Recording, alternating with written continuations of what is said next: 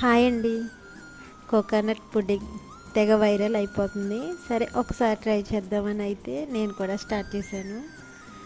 నిజంగా simple process and tasty, healthy కూడా.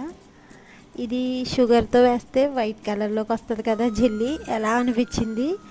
లేదు మనం కొంచెం హెల్దీగానే చెయ్యాలి అనేసి బెల్లంతో అయితే నేను ప్రాసెస్ అయితే స్టార్ట్ చేశాను.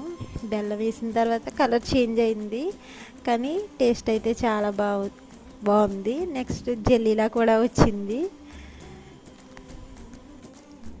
కోకోనట్ పుడ్డింగ్ చేస్తే ఒకవేళ షుగర్ని అవాయిడ్ చేసి బెల్లంతో అయితే ఇది చేయండి. టేస్ట్ అయితే చాలా బాగుంది.